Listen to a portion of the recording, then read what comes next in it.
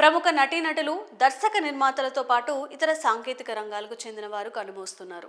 చాలా వరకు అనారోగ్య సమస్యలు, వయోభారం, హార్ట్ అటాక్, రోడ్డు ప్రమాదాలతో సెలబ్రిటీలు చనిపోతున్నారు.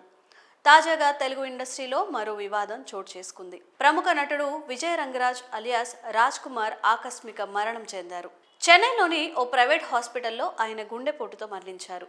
ఈ మధ్యనే హైదరాబాద్లో ఓ సినిమా షూటింగ్లో గాయపడ్డ విజయ్ రంగరాజ్ను ట్రీట్మెంట్ కోసం చెన్నై తీసుకెళ్లారు. చికిత్స పొందుతున్న సమయంలో హార్ట్అటాక్ రావడంతో ఆయన తుది శ్వాస విడిచినట్లుగా వైద్యులు తెలిపారు. రంగరాజ్కు 2 కుమార్తెలు ఉన్నారు. విజయ్ రంగరాజ్ చనిపోవడంతో టాలీవుడ్ చిత్ర పరిశ్రమ దిగ్భ్రాంతి వ్యక్తం చేస్తోంది. ప్రముఖ దర్శకుడు బాపు దర్శకత్వంలో వచ్చిన సీతా కళ్యాణం చిత్రంతో ఆయన ఇండస్ట్రీకి పరిచయం అయ్యారు. 1994లో బాలయ్య హీరోగా నటించిన భైరవ ద్వీపం ఈ చిత్రంలో రంగరాజు నటనకు ఎంతో పేరు వచ్చింది.